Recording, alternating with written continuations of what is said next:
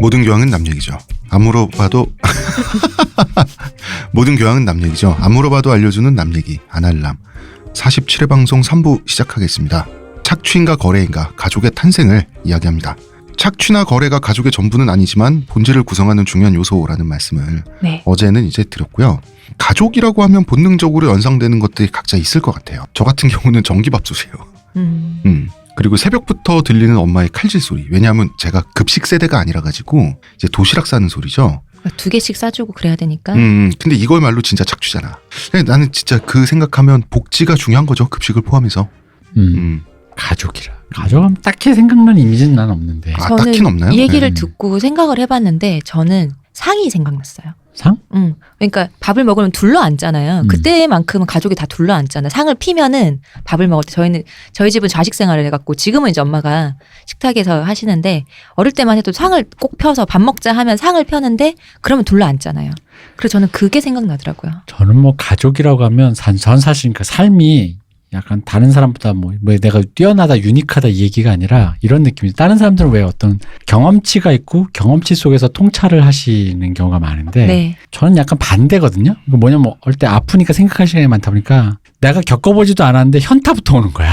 통찰 먼저 해버려서. 통찰이라고 말하면 너무 거대하고 현타가 오는 거야. 현타가. 그러니까 왜 그런 거죠. 엄마가 예를 들어 아이들한테 극진이 한다고 치면 왜 굳이 저렇게 극진이 해야 되지? 라는 식으로. 그러니까 사람이 좀 이렇게 싸가지 없으면 거기서 발생되는 거죠. 애정 뭘까? 뭐지? 사랑 뭘까? 이런 건데. 그러니까 나는 오히려 다른 사람들은 그냥 본능적으로 경험치로 언어화가 안 돼도 아는 거 있잖아. 그 애정의 어떤 따뜻함, 깊이. 근데 그걸 나는 오히려 뒤늦게 느끼는 편이거든요. 현타가 먼저 오다 보니까. 왜냐면은 제가 이 얘기를 왜 드리면 가족 굳이 얘기하니까 어떤 이미지냐고 하길래 미리 뭐 내용을 깔 수는 없지만 콘택트를 봤는데. 이번에 새로 개봉한 콘택트 말씀하시는 거죠? 어라이벌 얘기하는 거죠. 그 마지막을 보면서 내가 너무 감동을 받았는데 그게 생각해보니까 다른 사람들은 이렇게 감동받거나 내가 뭐 주절주절 이렇게 무슨 뭐 가족의 본질 이런 걸 떠나기 전에 본능적으로 알았던 건데 나는 애써 그게 뭐야라고 내가 오만하게 무시하는 그 어떤 것 그게 다 어떤 느낌이 오더라고요. 나는 오히려 좀 내가 이런 걸 남들보다 늦게 하는구나라는 생각이 들었죠. 그런 어떤 근데 되게 단순한 건데 그냥 애정을 느끼고 그 사람과 함께하는 시간이 뭔가 좋고 뭐 그런 건데 가족이라는 게 어떤 그런 것 같아요. 그러니까 되게 깊이가 있는데 참 그 말로 표현하기가 어렵고 굳이 느낌을 말로 표현하면 오글거리고 낯간지러운 소리밖에 안 되는 그 어떤 것인 것 같아요. 그래서 내 입으로 안 나오는. 그렇군요. 뭐야? 그러게요. 그리고 일가 친척이라고 하면 연상되는 건 뭐가 있습니까? 저 뭐 좋은 기억이 없네요. 그렇습니까? 네. 저는 뭐 일가 친척하면 그겁니다. 뭔데요? 사람 스캔하는 거. 그러니까 우리 아들이 좀 더 공부를 잘하네, 니네 딸이 공부를 좀 잘하네라는 걸로 어른들의 면이 서는. 서로가 서로를 취직서 스캔하는. 잘했네, 뭐 이런 거. 그리고 아까 그 어른들의 욕망을 뭐랄까 실현하거나 구체화시켜주고 싶은 것이 또 아이들의 자식한테 마음이니까. 투영하니까. 그 와중에서 어른들의 시선을 그대로 받은. 그래서 아이들끼리 만났을 때 나는 호혜롭게 사촌끼리 뭘 별로 이렇게 느낌이 내 기억에 그렇다고 해서 특별히 싸우거나 그런 건 아니지만 호혜로운 느낌은 난 그렇게 받지는 않았거든요. 서로가 뭔가 약간 위아래로 스캔하면서 경쟁하는 뭔가 네가 그렇게 공부를 잘해? 뭐 이런 거 있잖아. 그게 이제 핵가족 시대의 명절 풍경이죠, 사실은. 그래봐야 나중에 우리 아들이 연봉 더 받았거든? 뭐 이런 거. 뭐 그런 거지. 뭐 그렇게까지 공부 잘한다고 유난을 떨더니. 그러니까요. 아이고, 뭐 이런 거 있잖아. 바로 그 얘기 저희 엄마 저희 친척한테 들은 얘기거든요. 그런 거? 그것 때문에 솔직히 말하면 약간 다른 사람들이 흔히 말하는 가족의 따뜻함이라기보단 일가 친척 말씀하시면 약간 그런 차가운 다시 안 봐도 굳이 상관없을 것 같은 종자들 뭐 이런 남양홍 씨는 양반이란 얘기. 엄청 양반이셨나 보다. 아예 진짜 이 소리 지긋지긋한데 뭐 그렇습니다. 그런 얘기 그래도 들어주세요. 제가 사실 아버님 살아계실 때 그거 한번 맞장구 쳐드렸어야 되는데 족보를 샀을 수도 있다는 말을 내가 왜 했어가지고. 아버지 조선의 양반이 한 20% 성밖에 없고 나머지는 다 성이 없었던 개똥이 뭐 말년이 뭐 이런 건데 모두가 이씨 김씨 박씨면 의심해봐야 되지 않을까요? 특히나 김이박 씨는 조금 의심을 많이 해봐야 된다. 무슨 사마라든가 제갈 이런 거면 내가 딱히 의심을 안 하겠는데 희귀성이면 모르겠는데. 천방직축 마골피. 아버지는 자꾸 그거 옛날에 청것이라고 막 그랬잖아요. 이게 저는 중국 개성이죠. 근데도 불구하고 천방직축 마골피 아버님이 그렇게 상놈이라고 얘기하시냐면 저는 그러면 의심을 안 하겠는데 이 씨는 너무 많다. 다 전주희 씨야? 뭐 그런. 근데 그걸 내가 왜 그랬을까? 굳이 그냥 맞장구 아유 맞아 우리 홍 작가님도 그거 맞장구 쳐주세요. 나 사실 그 족보 샀을 수도 있다는 얘기 저도 했거든요. 이 후레 자식들. 그러니까 나 맞장구 쳐드려. 아버지가 강력한 증거를 갖고 오셨어요. 뭐야? 홍남파 선생님 있죠. 네. 네. 예, 그 남양홍 씨인데 아버지가 어렸을 때 저희 본가에 많이 놀러 와서 밥을 얻어 먹으셨다고. 그게 이제 실제 있었던 일이에요. 근데 이제 이분이 그러면은 홍남파 선생님이 남양홍 씨라고 분명히 인명사전에 기록이 돼 있는데, 네. 그럼 이건 어떡할 거냐? 라고 하길래 아니 그러면은 그 홍남파 선생님까지 포함해서 다 같이 남양홍 씨에 편입됐을 수도 있는 거지. 그러니까 그 집단적으로 전에 사가지고. 그 전에 그렇지 사거든요. 그렇지. 한학년만 전에 사면 되는 거 네, 아니냐. 구한 말에 사거든요. 그래서. 네. 아니 구한말 아니더라도. 맞아. 그런 거는 많았으니까. 조선시대 이미 흔했기 때문에. 홍 씨 중에 진짜 양반 유명하신 분 누구 계세요? 남양홍 씨 중에? 남양홍 씨 중에요. 네. 뭐 그렇게 뭐 대단히 없고요. 그 일제 시대에 유명한 친일파는 있습니다. 홍사익이라고 가운데 사자 돌림이 제 바로 위탁열이거든요. 네. 그분이 일본 군 내에서 아주 명망 있는 장군이었습니다. 그 미군한테 처형당했죠. 전쟁에서 지고 나서. 진짜요? 네. 그래도 A급 전범이었어요. 완결성이 있네요. 네. 뭘 해도 A급이네. 그럼. 양반이네. 왜 뭐지? 근데 그 홍사익 그 분의 사고방식이 굉장히 유신적이에요. 뭐냐면 아들들이 교육을 잘 받고 크다 보니까 정작 아들들은 일본에 유학 다니고 막 이러면서 사회주의 사상도 접하고 민족의식이 고취가 된 거예요. 빨갱이가 되니까. 그냥 아버지가 이제 장성이다 보니까 그래서 아버지한테 아버지 저기 웬만하면 광복군에 합류합시다. 우리 집안이 아버지 군사 지식도 있고 기술도 있고 광복군에서도 계속 콜을 하니까 그러니까 이제 저랑 같은 학년에 저의 그렇죠? 먼 사촌 형님들이 자기 아버지한테 이제 그랬던 선자 거지. 돌림의 형님들이. 그런데 이 홍사익이 이분이 니네 말도 맞다. 다 이해한다. 광복군의 입장도 이해한다. 그러나 나는 다 알겠는데 제복을 배신할 수 없다. 광복군 제복은 아니 되나요? 그러니까 내가 이 제복에 먼저 충성을 바쳤는데 자기는 파버린 거지. 그럼 저기 그 소설 임꺽정 쓰신 그분 있잖아요. 그 홍명희 씨. 그분은 풍산홍 씨인가 아마 그런 겁니다. 그래요? 예. 그분이 유명한 그 동네 굉장한 저기 벽조 홍명이죠. 그분이 엄청난 부유한 네. 가문의 진짜 양반 홍 씨의 그 적자인데 이분이 자식을 일찍 보셔가지고 자식이 담배를 피우다가 자기한테 걸렸대요. 네. 근데 한 15살 차이밖에 안 나는 자식이랑 15, 16 뭐 이렇게 그래서 갑자기 불러가지고 야 니랑 나랑 뭐 남들이 보면 형 동생 할 수도 있는데 뭐 그냥 피자 이래가지고 맞담배질 하면서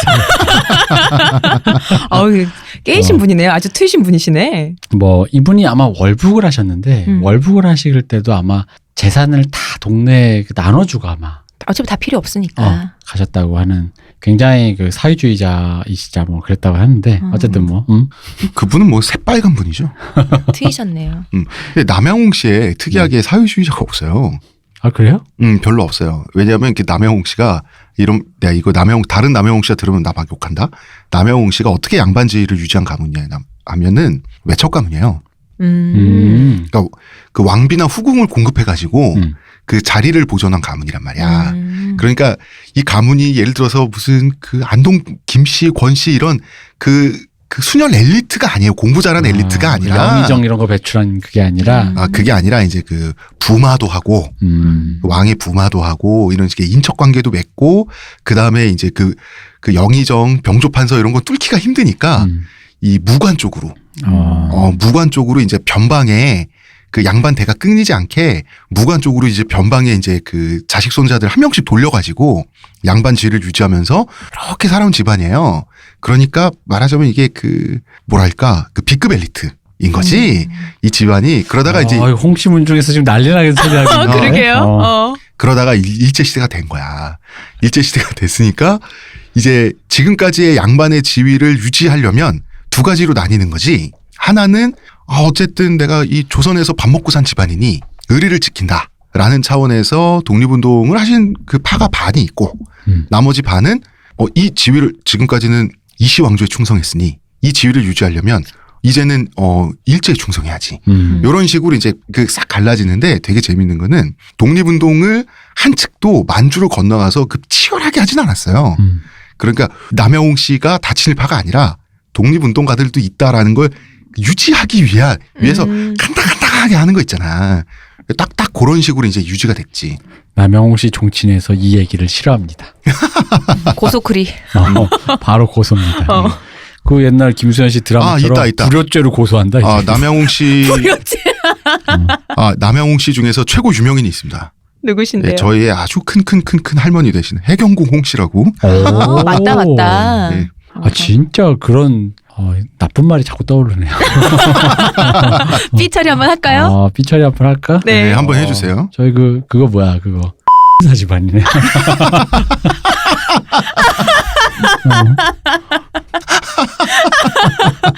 홍자가 들어가네요 거기도.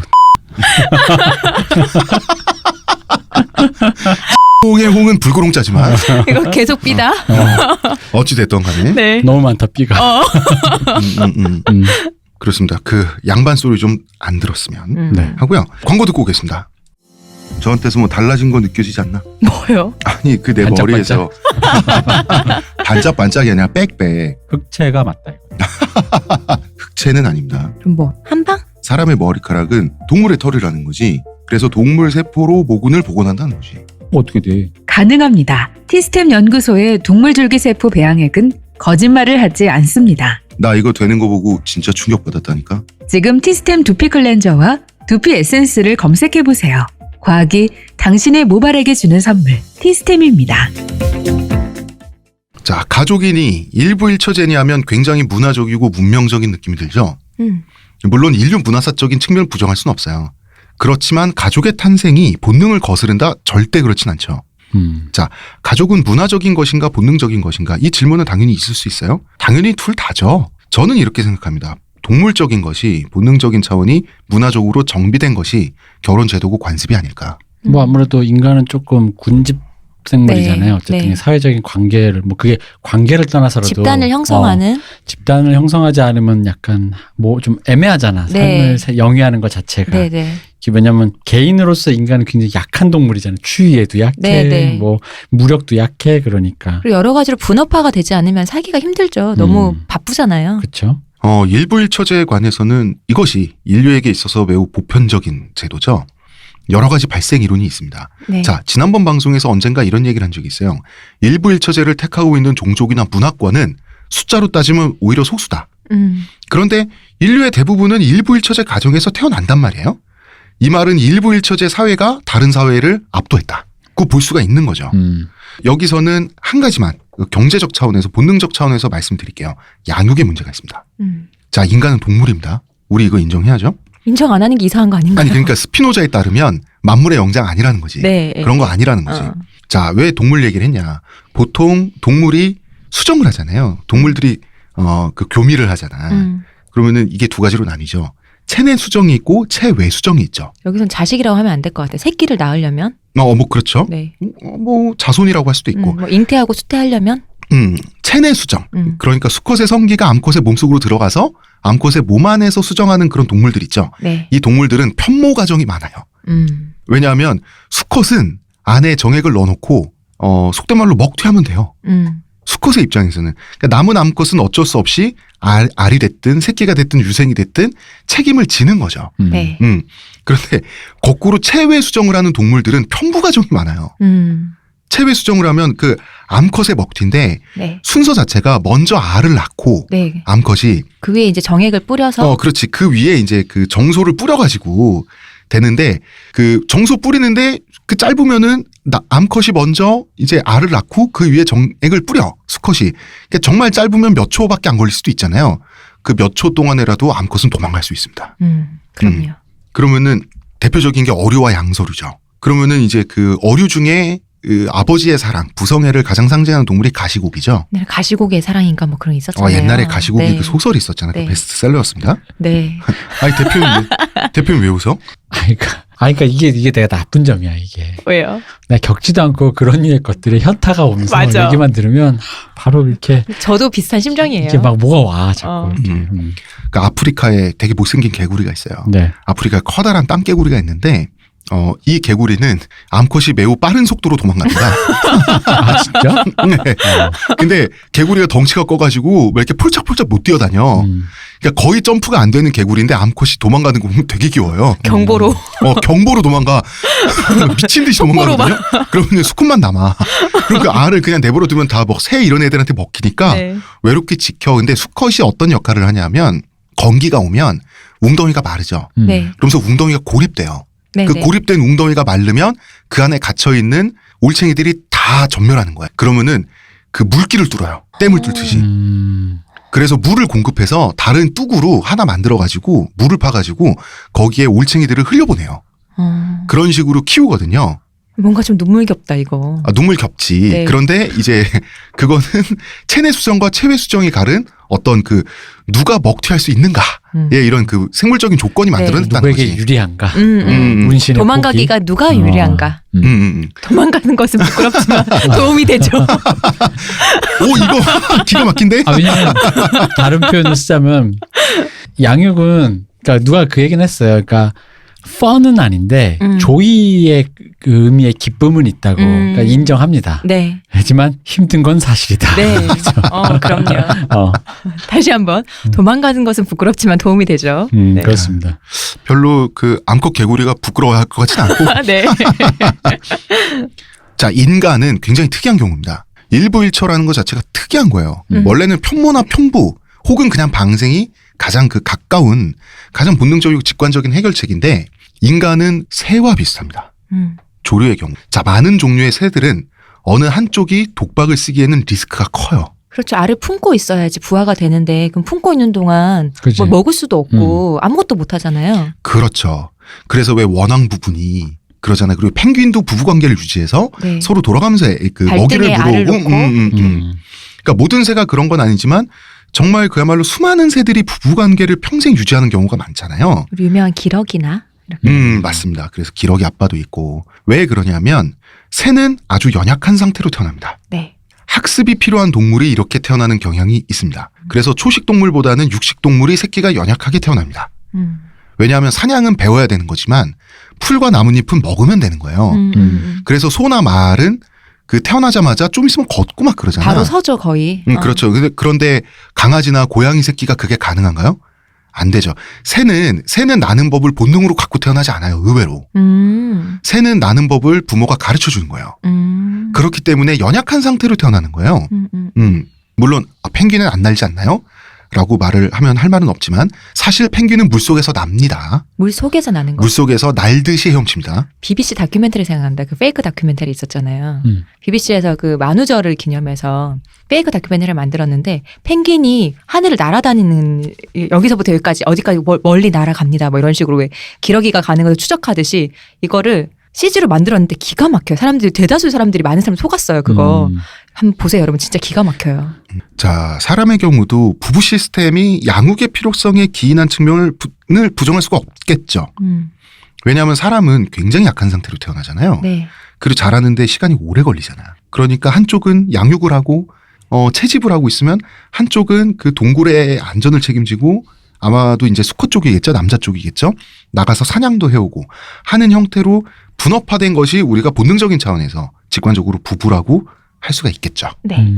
물론 인간의 일부일체제의 이유가 그게 전부는 아닙니다. 그렇겠죠. 네, 이거는 오히려 생물학적으로 표현하는 게 좀 더 낭만적이에요. 이게 왜냐면은 꼭 남녀가 그럴 필요가 없잖아요. 어떤 사회에 만약에 모계 사회처럼 남자는 잉태만 시키고 그냥 내보내고 여자끼리 살면서 누군가 또 그렇게 나눠서 할 수도 있는 문제잖아요. 근데 왜 이렇게 이 체제를 유지하는가? 왜 이 체제가 유지된 경우의 특징이 이제 기본적으로 부계사배라는 특징이 있는데 남성들끼리 여성을 평화롭게 공유한다는 설이 있어요. 맞아요. 이 설이 굉장히 사실 신빙성이 높습니다. 인간은 사회적 동물인데 그러니까 물자와 자원을 평화롭게 나눠 가진다 이거예요. 여기서 물자 자원이 여성이야. 그러니까 잘난 남자만이 여러 명을 소유하는 것이 아니라 균등하게 한 명씩 하자. 그렇지. 그럼 서로 이 집단의 결속력도 높아지고 싸움도 안 나고. 안 그러면 싸우니까. 그리고 패배자도 안 생기고. 그러면은 이 집단의 결속력이 높아지고 말하자면 사냥과 전쟁을 잘하는 집단이 될 가능성이 높다. 그러니까 사회주의적인 건 좋은데 나누는 물자가 여자인 거야. 그리고 이제 자궁은 공동체라고 생각하니까요. 네. 근데 나눠 가지되 한 번 가진 거에 대해서 건드리지 말자. 공동체가 아니지 자궁이 공공재니까요. 네. 그렇습니다. 아니, 나눠지기 전까지는 공공재죠. 네. 나눠진 후에는 그 사람의 소유권을 완전히 인정한다. 사유재산이 되는 거죠. 네. 그래서 이제 이것과 연결되는 게 유전자 확인을 위한 통제 이론이 있습니다. 동굴 안에 박아두고 임신 출산까지 내가 1대1로 지켜보는 거야. 그러면은 여자가 낳은 자식은 내 새끼가 맞다는 걸 내가 확신을 가져야지. 그렇지 않으면 나 쿠콜도 되기 싫으니까. 그 오쟁이 공포가 굉장히 크다 그랬었잖아요 예전에. 그렇죠. 하면서. 네. 확실한 것은 가족이라고 하는 것은 유전자 전달이 됐든 생존이 됐든 공동의 목표를 위해서 기능한다는 거죠. 여자가 물건처럼 분배된다고 할지라도 비록 그 여성의 성적 지위는 이때는 뭐 원시 시대니까 네. 아주 낮겠지만 그래도 남편이 죽으면 안 돼. 어쨌든 같이 유전자 전달이라고 하는 그 양육을 어쨌든 같이 둘이서 공동이서 책임지는 시스템으로 친화가 된다는 거죠. 그리고 여기에는 새와 같은 양육의 어떤 애로사항의 공통점이 있다. 그렇다면 이제 부부를 경제적 공동체라고 할 수 있지 않겠냐는 거죠. 어쨌든 공동의 목표가 있고 함께 꾸려가는 거니까요. 그러니까 같이 맞벌이하는 게 경제 공동체가 아니잖아. 네. 그렇죠. 분업이라는 것 자체가 그 관념 자체가 경제적인 접근이죠. 네. 예. 자, 인간도 다른 동물들처럼 가족이라고 하는 게 거래와 착취로 탄생한 건 사실입니다. 다시 말씀드리면 서늘하게 말해서 서늘하게 말해서 우리 사자 예로 들어볼까요? 사자는 숫사자 한 마리가 암컷들을 막 거느리잖아. 거느리고 그 몹시 착취하죠. 사냥도 안 하잖아요. 그렇죠. 보통. 사냥도 암컷이 하잖아요. 네. 한 1년에 한 번 정도 쓸모가 있습니다. 하이에나와 패싸움을 할 때 그때 숫사자가 기가 막히게 하이에나의 우두머리를 죽인다 그러더라고요. 역시 적장의 머리를 베야. 그런 건데 이제 아무리 그걸 한다고 해도 평소에 너무 놀고 그런데 수컷도 전혀 쓸모가 없진 않죠. 이 수컷은 정자 은행 역할을 하잖아요. 싸움에 이겨서 하렘을 차지한 수컷은 그만큼 유전자가 좋죠. 네. 그러니까 정자은행으로 어떻게 보면 암컷들이 공유하면서 구비하고 있는 정자은행이지. 그리고 무리 생활을 하니까 그 무리를 이렇게 아까 말씀 하이에나 것처럼 통제하고 지켜주는 역할도 있으니까요. 그 통제가 권력적인 통제지 통솔은 안 합니다. 그렇죠. 통솔은 암컷들끼리 다 합니다. 매겨주잖아요. 그러면은 자 이것은 그 자녀를 두고 유전자를 이기적 유전자를 후세에 전달하기 위한 팀이 최초의 가족이라고 할지라도 네. 현대 그 인간 사회에 오면 유전자 전달의 필요성이 없다고 해도 생활을 유지한다는 차원에서는 공동의 목표가 성립돼 있죠.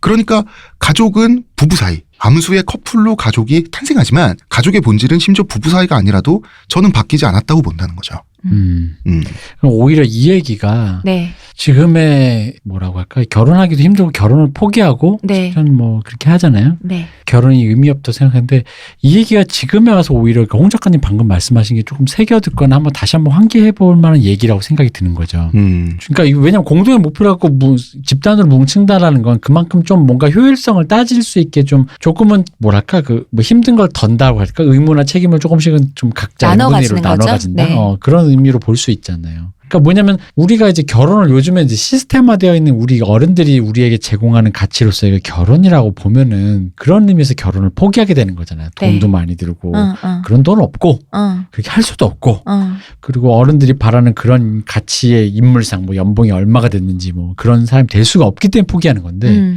오히려 홍 작가님 말씀하신 그런 발상으로 역전을 해보면 그렇기 때문에 더욱더 우리가 결혼을 해야 되는 게 아니냐라는 거지. 그럴 필요성도 있죠. 우리는 지금 어른들이 말하는 그런 가치로서 힘들고 그런데 그렇게 해서 서로가 개개인으로서 n분의 1로 쪼개서 하는 것보다는 만약에 마음만 맞다면 우리가 서로가 그걸 나눠 가질 수만 있다면 그런 의미의 공동체로서 결혼을 해야 되는 게 맞는 게 아닌가라는 생각이 더 드는 거죠. 이게 또 꼭 결혼이라는 시스템이 아니더라도 함께 그렇죠. 한다는 점에서 함께 한다는 네. 점에서 그게 뭐가 됐든 뭐 경제적인 거를 사실 분업을 나누지 않아도 서로 외로움을 덜어주는 것만 해도 그게 또 필요하지 않나. 그러니까 왜 요새 하우스 쉐어라고 해가지고 네. 한 대여섯 명이서 그냥 집을 같이 쓰잖아요. 그게 네. 더 경제적이니까 네. 유전적인 어떤 그런 건 없잖아 더 이상. 네. 그런데 실제로 그러니까 이 경제적인 이익을 양육으로 바꿔보자는 거야. 같은 거니까. 공동 양육하는 포유류 굉장히 많습니다. 그게 유리하기 때문에. 그게 한 공간, 그러니까 그 보다 좁은 공간에서 보다 평화롭게 보다 먹거리를 가져올 수 있기 때문에 네. 하이에나, 리카온, 코요테 이런 무리들은 공동 양육을 해요. 공동으로 양육이라고 하는 목표를 달성한다. 그 공동으로 집세를 내고 같단 말이지. 경제적인 관점에서 보면 네. 본질이 같아요. 그러니까요. 저는 오히려 그런 의미에서 그 굳이 결혼이란 명명을 하면 조금 이제 약간 박제화되는 무게감이 게 또 오고요. 있으니까 네. 그 명명을 벗어 던지면 인간은 바로 지금과 같은 위기 상황이야말로 뭉쳐야 한다. 그게 무엇이든 애정이든 무엇이든 남녀건 남남이건 간에 하우스 쉐어가 됐든 룸 쉐어가 됐든 네. 룸메이트가 됐든 그리고 그런 게 아닐까. 그런 과정을 통해서 배제하지 않고 연대하는 법 좀 훈련했으면 좋겠어요. 그리고 그 훈련하는 과정 속에서 우리에게 뭐가 필요한지가 우리 앞서 얘기했던 드라마에서 네. 좀 잘 얘기해 준 게 신뢰와 공론화된 테이블과 협상의 기술과 네. 어떤 그런 호혜로운 원칙들 같은 거를 얘기해 준 게 아닌가라는 생각이 좀 드는 거죠. 이렇게까지 얘기하니까. 왜냐면 홍 작가님 분명히 그 얘기를 한 거잖아요. 유전자 전달의 목표로서의 공동체였는데 네. 인간이 문명화되면서 일단 더 이상 유전자 전달 안 해더라도 그게 필요하게 돼버리는 어떤 그것만이 상황인 목표가 거예요. 아닌 거죠. 그리고 부부만 가족이 아니다. 아니요. 부부도 그래요. 자, 이 얘기를 왜 했냐면 인간이 문명화되면서 말이죠. 어느 순간부터는 부부도 유전자 전달 협력체를 벗어나는 경우가 생겨요. 네. 그죠. 뭐 아이 낳지 않고도 둘이 사는 경우 많으니까요. 아니, 둘이 필요하고 예를 들어 하다못해 아주 악랄하게 얘기해 봅시다. 섹스가 너무 좋아. 근데 너 영혼의 궁합을 맞았어. 만났어. 흔히 말하는 병광세 옥녀야. 그래서 둘은 살아야 돼. 네. 병광세에 맞는 여자는 옥녀고 옥녀에 맞는 병광세예요. 네. 둘이 만나서 살아야 돼. 근데 애를 낳지는 않아도 되지만 둘은 그것만으로도 필요한 거죠. 그것도 정말 비정하게 말하면 경제적 거래죠. 그럼요. 그렇죠. 그럼요. 아니 왜냐면 내가 그게 정말 필요한데 그런 상대를 못 만나는 것도 비극적이잖아요. 병광세가 만약에 약간 좀 상대방을 많이 배려하는 마음을 가진 병광세가 옥녀라면 얼마나 슬프겠어요. 만나는 상대방만 족족 죽어나가고 더 이상 나는 상대방을 만나서는 안 돼 하면서 자기 스스로 문을 걸어 잠그면서 난 더 이상 나는 왜 이렇게 몸이 뜨거워서 이러면서. 그럴 거 아니야. 봄이 뜨거운 건 뭐야? 얼마나 슬퍼. 옥녀 설정이 그래요. 옥녀 남자가 계속 죽어나가잖아. 맞아. 그래서 그 옥녀 보면은 설정에서 그게 남남북녀예요. 맞아. 그 원래 그 구전에서 그 가루지기 창가라고 있어요. 네. 거기에 이제 수록돼 있는 그게 가루지기라고 하는 게 이제 대표적인 그 판소리 대목들을 다이제스트 판을 가루지기라 그래요. 근데 왜 판소리 전체 원본 완창이 소실됐는가? 병광세가 흥선대원군이 또 참박을 했습니다.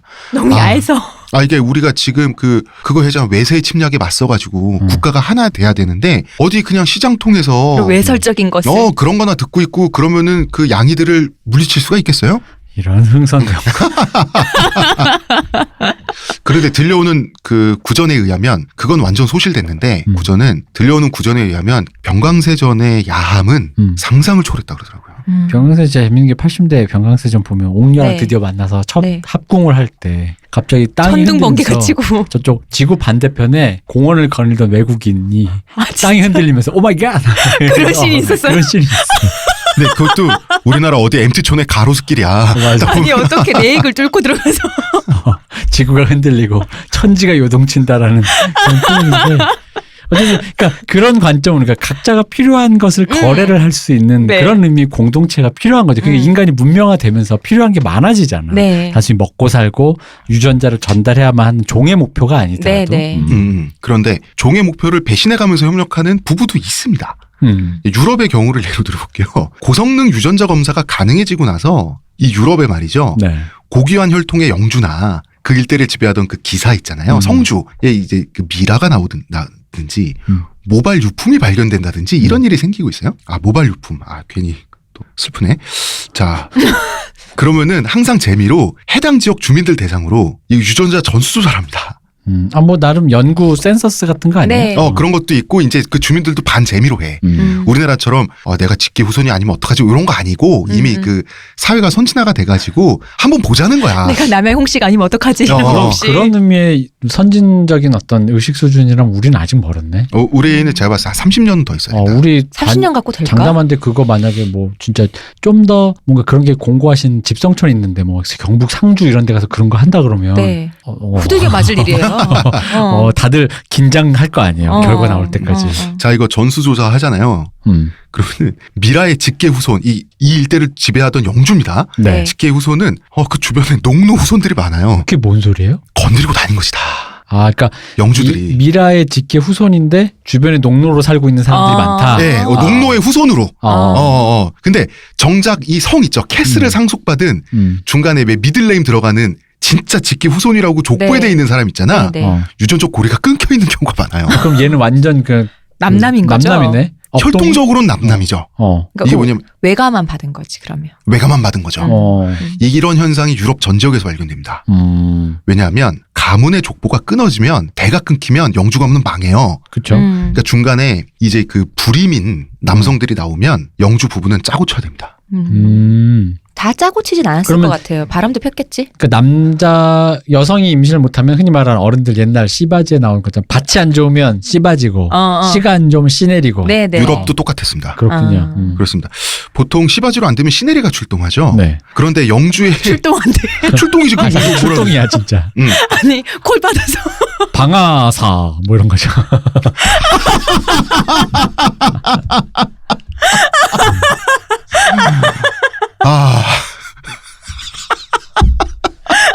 이거 세다. 이거 세다. 이게 천박하지만 사실입니다. 웃긴다. 음. 아니 어디서 왜 그냥 이런 룸에서 대기하고 있다가 콜 받으면 나가는 것 같고 왠지. 그렇지. 소금 장수 뭐 이러면서. 비팔러 다니 박물 장수 이런 거. 영주의 지위라는 것은 왜 일가 친척한테 물려주는 게 이교적 유전자인 맞죠? 네. 그렇죠. 그 성을 물려주면 되잖아. 근데 영주의 지위라고 하는 것은 장손으로서 유전자를 후손에 물려줄 대표자로서 영지와 성을 독차지한 사람이죠. 사촌한테 물려주고 싶겠어. 내 아들한테 물려주고 싶겠어. 당연하죠. 이 사람의 지위는 이 사람이 자식을 낳지 못하면 사라지는 지위예요. 그래서 영주와 이 영주의 와이프 마님은 정치적으로 결탁하게 되는 거죠. 그래서 이 두 사람은 건강한 하층민 남성을 부인의 침실로 짜고 끌어들이게 되는 겁니다. 인간은 참 복잡해. 그러게요. 뭔가를 지킬 것도 많고 협력할 것도 많아. 성을 동생한테 주느니 그러니까 동생한테 주느니 사생아한테 주는 게 낫다는. 이게 참 재밌어. 근데 왜냐하면 죽을 때까지 이 지위를 유지해야 되잖아. 그러니까 이 두 사람이 결탁하는 겁니다. 역시 데스노트에서 류크가 했던 대사가 맞아요. 뭐야? 인간은 재밌어. 재밌어. 이거 흥미로워. 그러니까 유럽의 동화에 보면 사냥꾼이나 나무꾼 같은 젊은 남자들하고 귀부인하고 기류가 묘하지. 이게 뭐냐면 이게 도시화가 진행되면 배우도 되고 이발사도 되고 하는데 이 사람들의 특징은 농노들이 아니죠. 동네 사람들의 시야에서 어느 정도 벗어나 있지. 늘 밖을 다니는 사람들이니까. 그렇지. 그러니까 이 사람들을 픽스해가지고 성 안에 끌어들일 수가 있죠. 그리고 사냥꾼이나 나무꾼이라는 게 본인이 그 잡은 것을 직접 와서 팔아야 되고 나무꾼도 직접 이렇게 벌목한 나무를 와서 팔아야 되잖아요. 그렇죠. 그럼 핑계가 성에 들어오기 있지. 쉬울 거 아니에요. 핑계가 있지. 그러면은 이제 그 남편 눈앞에서 할 수는 없잖아. 이럴 때 남편은 꼭 원정을 나갑니다. 원정을 나가서 그 대충 그 국경선 근처 있죠. 국경선에서 하룻밤 이제 캠프하면서 어디 그냥 그 빈 오두막 같은데 대충 불 지르고 전쟁에서 이겼다 그러고 이제 돌아온단 말이야. 왜냐하면 목적은 그게 아니니까. 그러면은 어쨌든 그 자식을 낳나 이거예요. 그럼 내 자식의 생부잖아. 근데 만약에 영주가 사이코패스잖아. 그럼 죽이죠. 죽여야죠. 그럼요. 죽여야죠. 근데 보통은 사이코패스는 드물잖아요. 그러면은 어쨌든 내 자식의 생부니까 자기 그 생물학적인 친아들 얼굴을 가끔은 보게 해줘야 될 거 아니야. 보통은 장사미촌을 줘가지고 소금 장수를 시키지. 무역업자를 만들어서. 무역업자를 시켜가지고 왔다 갔다를 시키는 거예요. 예, 이런 식의 이야기들이 사실 우리나라에도 이 기묘한 이런 식의 분위기들이 있죠. 유럽에도 있었던 겁니다. 여기서 우리 그 악명 높은 십자군 원정 때 나왔던 정조대 얘기가 여기서 또 나옵니다. 왜 그 여성은 정조를 지켜야 되니까 정조대를 채워가지고 네. 그 자기가 열쇠를 가지고 간다든지 막 이런 비화들이 많잖아. 네. 근데 보통 이런 얘기들이 많죠. 가장 친한 친구에게 정조대 열쇠를 맡기죠. 그러다가 뒤통수 맞은 민담이 유럽에 많죠. 그 일부 뒤통수인가 의도한 것인가. 사실은 의도한 것일 거라는 얘기가 많죠. 그러니까요. 진실은 이런 거죠. 이왕 아들로 키울 거라면 가장 친한 친구의 씨를 내 후계자로 키우는 게 더 억울하겠다. 내 친한 친구는 이런 판단이 개입되는 나랑 거지. 교양도 좀 비슷하고 왜 가문도 그렇고 뭔가 이렇게 좀 수준이 비슷할 거 아니에요. 그 정도 이제 좋은 교육을 받고 그럼 얘를 하면 괜찮겠다. 뭐 미안합니다. 이런 거겠죠. 난 사실 거기까지 생각을 안 하고 네. 맨 뭐 이런 거 있잖아요. 이왕이라면 그래서 자식을 낳지 못하는 영주가 근데 이제 친구야 나는 그런 부도덕한 행동을 할 수가 없네. 이럴 수도 있잖아요. 네. 그렇죠? 그럼 그래 열쇠 가지고만 있어 하고 준단 말이야. 그러면은 이게 어떤 장치로 돼 있냐면 목욕도 해야 되고 배설도 해야 되잖아요. 그죠. 그러니까 벗겨주지 않으면 저는 큰일 나요라고 하는 거죠. 영주 부인이. 이 정조대에 대한 무서운 얘기 중에서 그런 거 들었었는데, 그러니까 열쇠를 가져가잖아요. 근데 임신을 한 상태였던 되게 초기였던 거야. 근데 남편이 갔잖아. 근데 배는 불렀는데 이걸 열 수가 없어서 그러다가 죽었다는 거 이런 얘기. 무섭다. 그죠. 근데 이제 그게 도시 전설이 많은 거죠, 사실은. 그러면은 열쇠로 딸깍하고 열면 다 보이잖아. 왜냐면 그 열쇠로 열 권리는 열쇠를 받은 사람밖에 없어요. 네. 그러면 자연스럽게 이제 수태를 시킨다라고 하는 어떤 작전도 있고, 이 경우에는 이제 쿠콜드가 된 기사들 있죠. 예루살렘까지 가지도 않았습니다. 십자군 원정인데. 유럽도 안 벗어나. 근데 유럽을 안 벗어났는데 약탈은 해. 왜냐면 그 예루살렘까지 가는 길이 진짜 멀고 험난한 네. 길이니까 대부분은 안 가고 유럽에서 약탈을 하고 유럽에서 약탈. 이겼다고 하고 가죠. 이럴 때 그렇죠. 보통 유대인들을 죽이지. 유대인들을 죽이고 재산을 뺏고 이교도들을 죽이고 이제 개선 행진으로 이제 오면은 아내는 임신해 있고. 이게 왜 우스갯소리처럼 그래서 이때 정조대 이것 때문에 열쇠 장수들이 굉장히 부유하게 살았다. 여벌의 열쇠를 만들어서 와이프한테 파는 거죠. 사람 복잡해. 네. 근데 이것도 어떻게 보면 부부 관계의 착취와 거래의 한 일면인 게, 영주도 그다음에 마담도 각자 자신들의 지위가 있잖아요. 네. 이 지위를 유지하기 위해서 거래한 거죠. 그죠. 그래야 어쨌든 적자를 낳아야 적자의 그 사람이 후계니까 그 사람의 부모가 네. 되었다는 것만으로 다시 그 권위와 지위를 유지하게 되고, 그게 계속 유지가 돼야 되는 흔히 말하는 상속권이라는 그 재산을 인간이 소유하고 네. 그 재산을 누구에게 물려줄 것인가라는 상속권. 이제 그런 식으로 시스템이 나오게 되는 거고, 그 상속이 되기 위해서는 이 상속의 적임자, 네. 너는 상속을 맡기 위해 얼마나 자격이 되느냐를 위해서 그 요즘에 가장 화두가 되는 가부장제도 사실 여기서 나오는 거잖아요. 네. 상속. 왜? 엄마야 당연히 내가 나니까 내 자식은 내 자식 알지만 확실하죠. 알지. 아버지는 모르니까 아버지가 그걸 알기 위해서, 그래서 이제 가부장 상속이라는 것 측면에서. 그래서 사실 요즘 그 얘기하잖아요. 결혼할 때 돈이 많이 들다 보니까 부모에게 돈을 받잖아요. 네. 어쨌든 뭐 집이 원조를 해주시는 거죠. 집이 뭐 될 돈도 네. 혼수가 됐든. 네. 근데 그 부모에게서 차출되는 그 금액의 그 연결고리를 끊으면 사실 가부장제 탈피돼요. 네. 일단 1차원적으로. 기본적인 가부장제 굴레가 상속이기 때문에. 맞아요. 그러니까 상속의 라인이 가부장의 라인이잖아. 그럼요. 그 상속의 라인 있잖아. 뭐 시아버지가 뭐 또 얼마 해서 뭐 30몇 평대 뭐 아파트를 해주시고 네. 뭐 시험 장인 장모가 뭐 해가지고 혼수 뭐 무슨 나 굳이 양문형 냉장고 필요 없는데 뭐 무슨 뭐 이렇게 해주고 뭐 네. 65인치 TV 해주고. 이거 고리만 끊어도 가부장제 탈주돼요. 일단 맞아요. 1차원적으로. 고리 끊기가 쉽지가 않으니 문제지. 물론 그렇지. 왜냐면 또 그게 되게 달콤하기 때문이에요. 네. 상속이 달콤하기 때문에 못 안락하지. 끊는 거예요. 당연하죠. 이게 만약에 내가 그 정도 스펙에 대해서 그 정도의 조건을 요구할 수 있는 거. 뭐 예를 들어 우리 어머니들, 아버지들 생각하시는 거. 우리 며느리 아나운서였으면 좋겠고 이쁘고 지적이니까 아나운서. 우리 아들 뭐 어디 저기 뭐 삼성에 뭐 어디에 뭐 변호사 판검사 뭐 이랬으면 이런 만약에 스펙을 됐다면 내가 그런 가부장제의 상속적인 그 권리를 요구할 수 있는 입장이 되잖아. 그럼 사실 그거 달콤하잖아. 그 열차 타고 싶죠. 당연하죠. 시작이 타워팰리스인데. 그리고 이제 그 귀부인 입장에서 남편 죽었는데 자식이 없거나 딸 자식만 있잖아요. 네. 그럼 옛날에 유럽 같은 경우는 그 남편의 남자 친척들이 와서 다 가져가. 네. 그리고 그럼요. 자기는 무슨 그 습속의 오두막에서 막 비참하게 혼자 늙어가는데 아들 한 명만 있잖아요. 평생 귀부인이에요. 그럼요. 여기도 마찬가지라는 거지. 여기서 그 아들 하나만 있다면 이 배우자로 좀 더 올라가서 네. 그런 배우자를 만날 수만 있다면이라는 게 또 내 향후의 앞날의 그거잖아요. 그게 네. 여자가 되든 남자가 되든 마찬가지라는 거지. 그러니까 이 시스템이 봉건제도라고 하는 시스템 하에서 이제는 생물학적인 욕구보다도 시스템이 더 중요해지는 거야. 그러니까. 그걸 위해서 또 이제 팀워크를 이루는 거야. 그러니까 이게 여기서 이제 우리가 그 요즘에 이제 페미니즘 때문에 가부장제 얘기를 하면서 네. 생각하지만 그 페미니즘 가부장제 요 얘기를 할 때 이제 제일 많이 하게 되는 이유가 이거죠. 뭐냐면 인간이 시스템을 개발하잖아. 네. 예를 들어 홍 작가가 어떤 시스템을 개발했잖아. 근데 시스템이 정착이 되면 개발한 사람 손을 떠나요. 맞아요. 이제 그때부터 자생해요. 그러니까 맨박스라는 게 생기는 거예요. 음. 남자가 자기의 상속과 자기의 그 적자를 파악하기 위해서 만드는 가부장제인데 봉건주의가 더 그렇지. 이게 이제 지가 알아서 굴러가면 남자한테 이제 요구돼요. 남자한테 맨박스가 있고 여성에게도 아까 야마토 나데시코처럼 뭔가 요구가 되고 그럼 지가 알아서 굴러가면서 사람을 압박하거든. 그럼 거꾸로 시네리가 필요해져. 그래서 시네리 시바지가 왜 필요하겠어요. 근데 이제 요 시스템, 그러니까 구조에서 누가 압박을 하고 그 압박을 받는 사람 또 누군가를 압박해야 되는데 이게 이제 아시겠지만 내가 그러니까 착취계급이다 보면은 네. 나를 압박하는 게 크게 보여서 나를 압박하는 그 존재를 압박하는 그 뒤에 있는 구조까지는 보기가 힘들거든. 그렇죠. 근데 사실 우리가 거기까지 시선이 가야 되거든요. 이게 사실은 되게 얽히고 설켜 있죠. 네. 그죠. 그러면은 이것이 자 가족은 과연 착취인가? 제가 이 말을 하기 위해서 이 예를 들었는데 자 영주 얘기. 마담의 입장에서는 남편의 성적 독점권을 박탈한 차원에서 착취한 거죠. 그죠. 근데 영주의 입장에서는 아내의 신체를 그 후계자를 위한 자궁으로 사용한다는 차원에서 이건 착취인 거지. 네.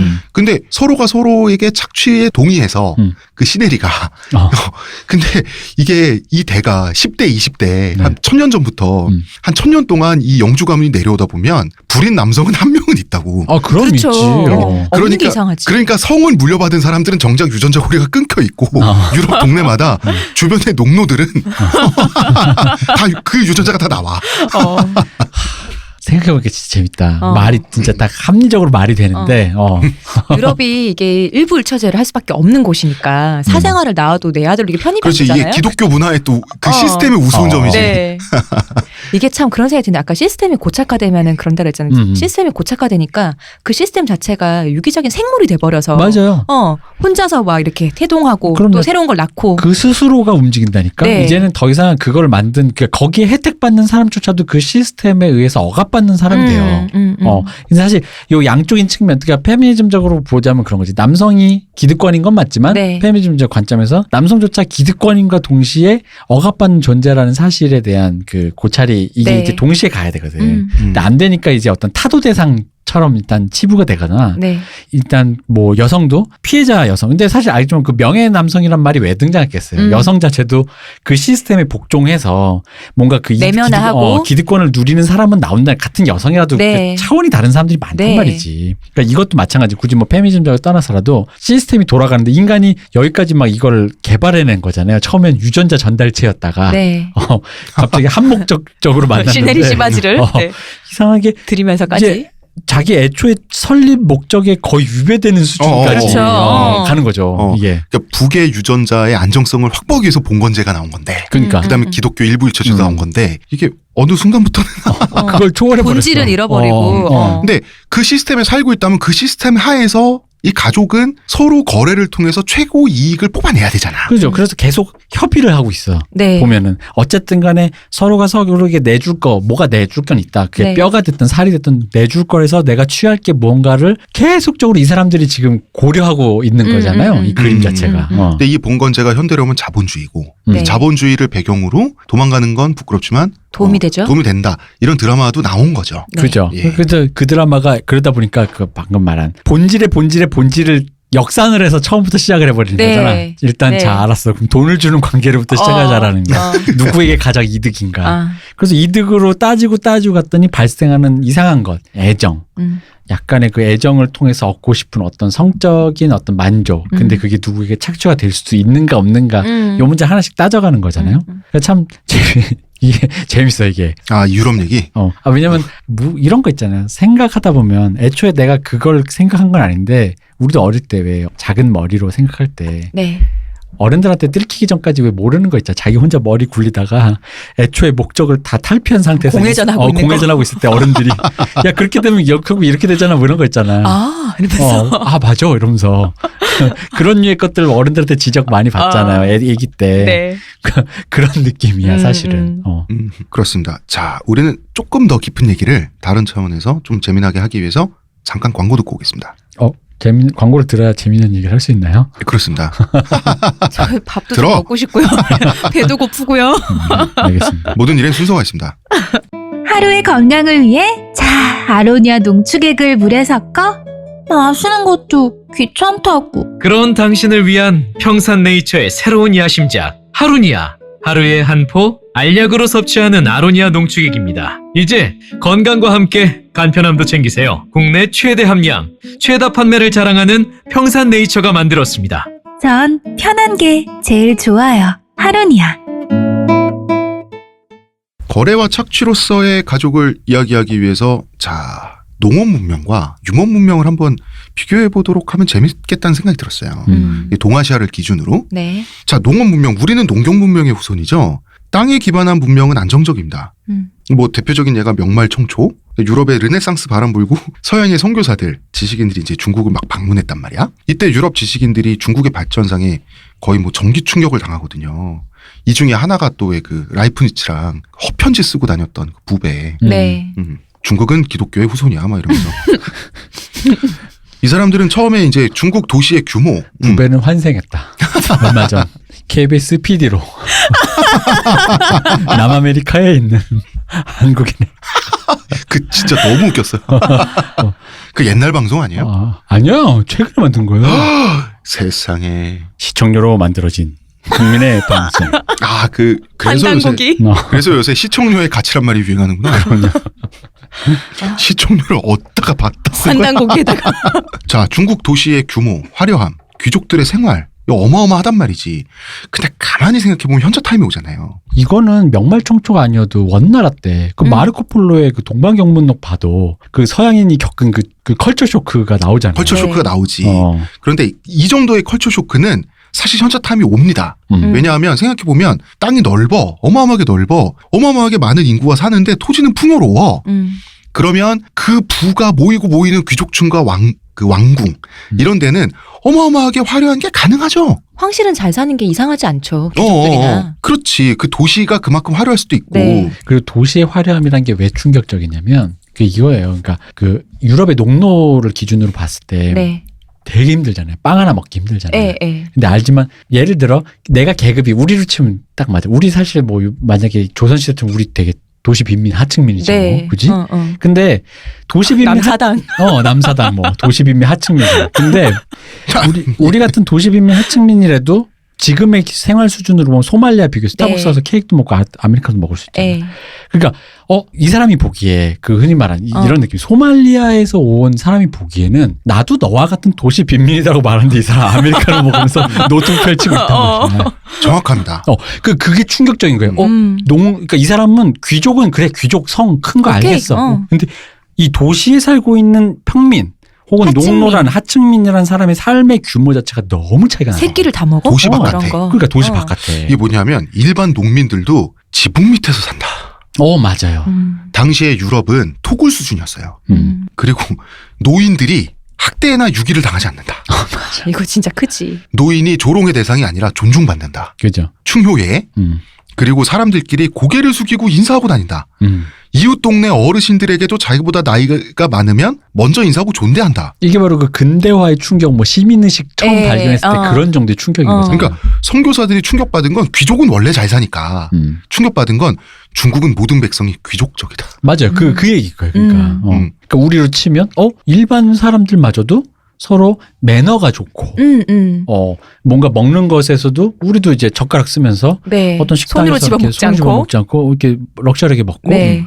우리 옛날에 60년대에 보면 지나가다가 오솔길에서 어르신 만나면 아이고 어르신 평안하세요 하면서 길 먼저 비켜드리잖아. 이게 당시 유럽인들에게는 쇼킹이죠. 쇼킹한 거죠. 그래서 최하층의 중국 농민이 유럽의 남작보다 교養 있다.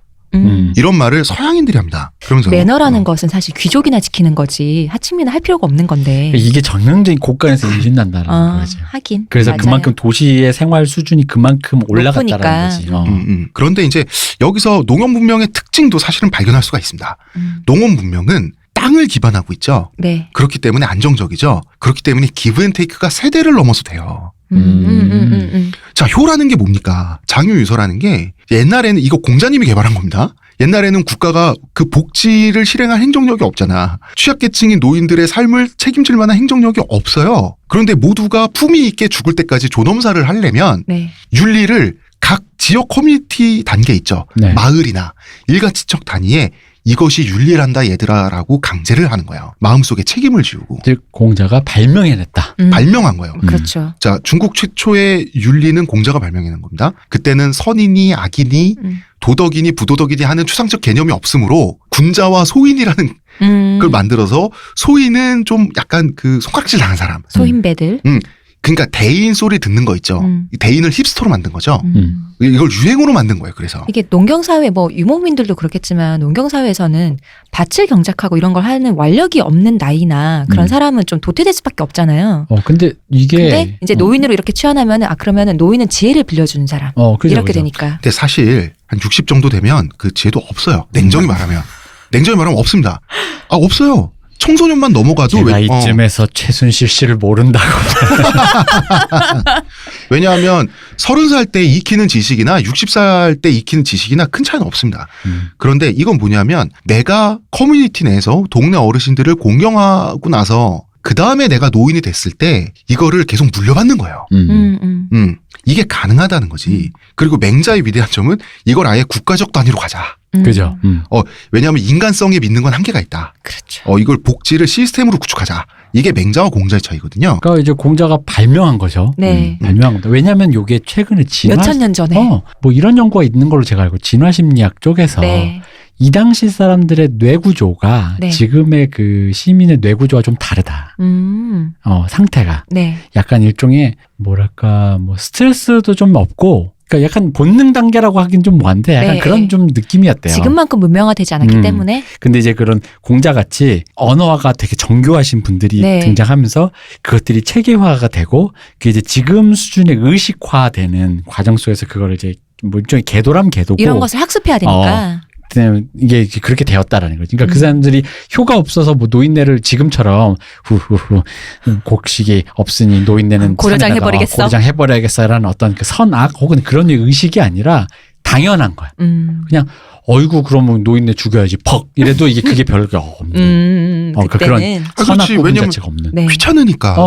정말로 그런 선악 구분도 없고 근데 그것이 이제 공자같이 정교하게 의식화가 된 사람들이 그걸 하나의 언어화와 의식화와 철학화를 시켜 놓다 보니까 사람들이 깨이게 되는 거죠. 그러니까 없는 단어를 만드는 거예요. 예, 맞아요. 충, 효, 예. 이런 걸 만드는 거예요. 그러면서 사회를 만드는 건데 이게 가능했던 이유는 땅 때문이에요. 땅 때문이에요. 곳간이 있으니까. 마을의 땅. 그리고 집안으로 가면 집안 땅. 농업 문명은 혈통 그리고 직계니 장손이니 하는 타이틀에 굉장히 집착합니다. 왜냐하면 물려줄 땅이 있기 때문에. 상속. 농업 문명에는 부동산이 있어요. 유목 문명엔 부동산 개념이 없어요. 네, 다니니까. 부동산이라는 게 이렇게 돌아다니지 않는 그런 산물을, 재물을 말하는 건데. 그렇죠. 그래서 유목민이 있을 수가 있나요? 빨리 몽고에 가서 땅을 어떻게. 그래서 신용, 크레딧, 수표, 채권, 국채 다 농경 문명에서 나왔습니다. 이건 부동산이 있기 때문에 가능한 거예요. 사고방식 자체. 뭔가 느낌이 네. 죄송합니다. 제가 이게 경제를 잘 몰라서 그런 건지 제가 나쁜 사람 선배들에게 물들어서 그런 건지 왠지 악의 축은 다 농경 문명 만드는 이거 다 나쁜 빨간 선배들을 만나서 그래. 유목 문명 사람들은 약탈을 아주 많이 했습니다. 저 전혀 그렇지 않고요. 유목 문명은 보다 본능적인 이거 비문명적이라고 얘기하는 거 아니에요? 그럼 형사범죄와 지능범죄의 문제군요. 자, 거친 초원이 있어요. 혹은 사막이 있어요. 가축 수십 마리가 있다고요. 이걸 몇 명의 가족이 끌고 끝없이 이동하면서 먹고 사는 경제 형태가 유목 문명이라는 거지. 네. 따라서 부동산이 없어요. 그러면 눈앞에 보이는 가축을 지키고 살찌우는 것이 당면 과제죠. 그러므로 노동은 곧바로 가치가 됩니다. 예를 들어서 농업 문명에는 아무리 내가 힘이 있어도 마른 논에서는 소출이 적어요. 그런데 샘논이란 것도 이 부동산 가치라는 게 있어. 이거는 상속하지 않을 수가 없죠. 그죠? 그리고 아까 왜 그 마을 단위 지역 커뮤니티 공자님 얘기 노인 얘기 왜 있냐면 마을과 마을끼리 옛날에 중국에서 패싸움 그렇게 많이 했어요. 우물을 두고. 그렇죠. 우물이 식수도 그렇지만 중요하죠. 그렇죠. 이거는 유목 문명에서는 싸울 수 없는 거죠. 유목 문명은 우물이 있으면 지나가는 사람 거야 다. 그렇죠. 땅이라는 게 비옥하고 아니고가 이게 참 크니까. 그치. 네. 그렇습니다. 그래서 여성의 인권은 유목 문명이 더 높았어요. 노인들의 인권은 농경 문명이 더 높았습니다. 자, 그러면 유목 문명은 여성을 막 약탈하고 그러지 않았냐는 거지. 그러니까 매드맥스. 완전 매드맥스잖아. 네. 솔직히 제가 요새 책 쓰고 있는 징기스칸도 어머니가 약탈당해가지고 자기 아버지한테 겁탈당해서 태어난 사람이잖아. 맞아요. 매드맥스 아니야 밀크 구다사이. 그 구단 사이. 맞습니다. 맞는데 약탈혼을 여성의 입장에서 당하는 건 강제로 당하는 거죠. 보통은 대릴사위제지만 대릴사위 하기 싫으면 뺏어버리겠어 하고 약탈혼을 해버리는 거지. 그런데 뺏겨가지고 겁탈당해가지고 부부가 된단 말이에요. 강제로. 네. 정작 부부 사이가 정작되면 여성의 목소리가 굉장히 높았습니다. 유목민 사회는. 왜냐하면 남성과 똑같이 노동을 하기 때문에. 자, 노동과 목소리는 비례합니다. 이거는 진짜 이게 이 부부 사이의 경제성을 보여주는 가장 극명한 예인데. 니게하지에도 나오죠. 네. 여성이 같은 공동 그 경영자의 입장에 올라가는 순간 네. 바로 고날이 시작하잖아요. 네. 아, 그래서- 이게 하지가 그 도망치는 것은 부끄럽지만 도움이 된다를 일본말로 이제 줄인 네, 거. 줄임말입니다. 네. 네. 그래서 옛날부터 유목민 남성들은 아버지보다 어머니를 더 무서워했습니다. 왜냐하면 그 잘못하면 작살나는 거 엄마한테 작살나지 아버지한테 작살 안 납니다. 자, 밭을 갈고 모를 심고 하는 일은 근력으로 하는 거예요. 네. 남성의 집중적인 노동이 투입됩니다. 왜 품앗이 하는 거 보면 장난 아니잖아. 그런데 가축을 예로 들면 인간의 근력은 몽골 초원에 있는 야크 있죠. 네. 커다란 소 야크의 몇십 분의 1밖에 안 됩니다. 그렇죠. 하긴 뭐 힘센 남자랑 결혼하 힘약한 여자랑 결혼하 약하긴 매한가진 거지. 야크 앞에서는. 어. 예, 네. 근육을 쓰는 건 가축이 쓰는 거지 인간이 쓰는 게 아니에요. 여기서 남성과 여성의 근력 차이는 의미가 없어요. 그러니까 가축 치는 게 힘으로 말을 제압하나요? 사람이?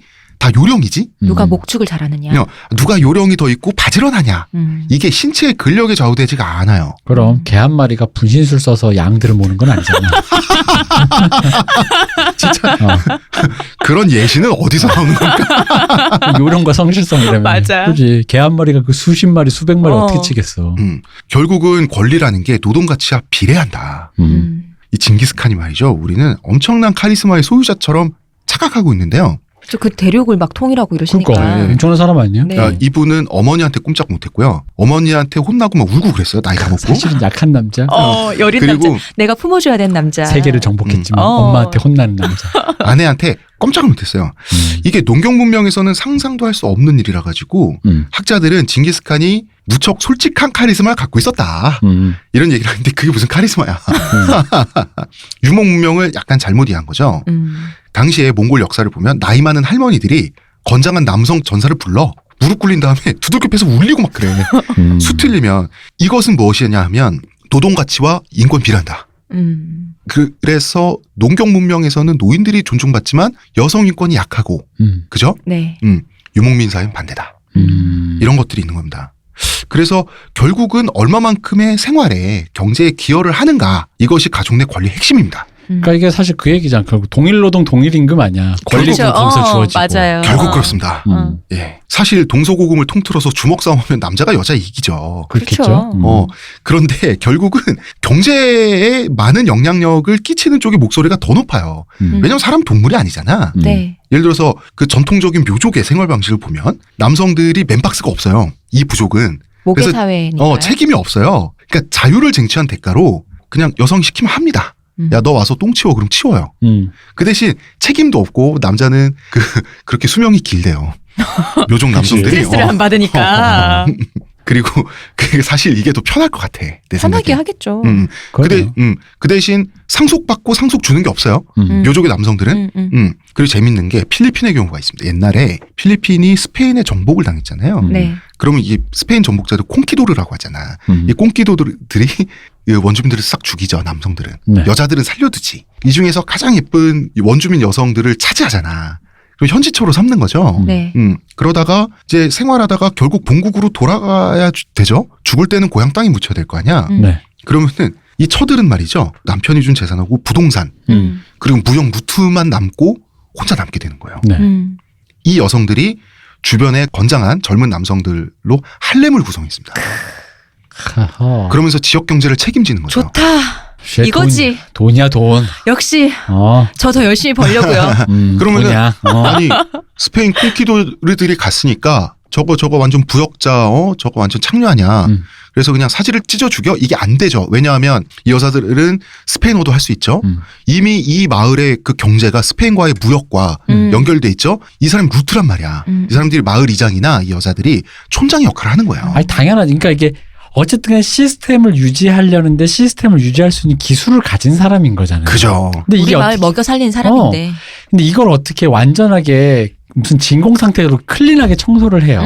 왜냐면 이게 최근에 화두가 친일파 청산이라는 그 네. 화두에서 사람들이 전 잘 듣다 보면 그게 뭐 나쁜 말은 아닌데 그 말이 왠지 그런 류의 고려 대상을 전혀 그 뭔가 보지 않고 약간 이상한 신화에 기초돼 있다는 느낌을 아니 받거든요. 그러니까 친일파 청산하는 거 저 찬성해요. 문제는 그 과정이 고구마라는 거 우리 인정해야 된다.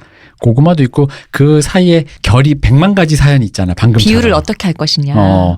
어디까지가 친일이느냐? 100만 가지의 사연 어쨌든 간에 그 기술이 필요해서 뭐 일본에 유학도 갔다 왔다 보니까 뭐 하다 보니까라는 건데 그런 모든 것들을 이렇게 얘기하는데 그러니까 이런 얘기를 듣다 보니까 그런 생각이 들어요. 그러니까 왜냐면 방금 말씀하신 남자들이 다 들고 일어나가지고 여자 집에 그렇지, 쳐들어가서 재산 다 죽이면 뺏고 그만인데. 죽이면 그만이지. 근데 그렇게 됐을 때 그 이전까지 노하우는 사라지는 거잖아. 무역 루트라든가 그렇죠. 그런 것들은 그 노하우 없이 그럼 다시 맨 땅에 한번 시작해야 되는 그러니까 거지 뭐. 그 황금알 낳는 거위에 배를 가르는 행위잖아요. 그래서 인간이 합리적으로 어쨌든 뭔가를 선택하는 게 단순히 부역이냐, 뭐 이렇게 친일 청산을 못했다라든가 약간 이런 식으로만의 생각을 하기에는 조금 더 그게 나쁘다 좋다 얘기가 아니라 복잡한 지점이 있지 더 않냐. 복잡하다, 더 복합적이고.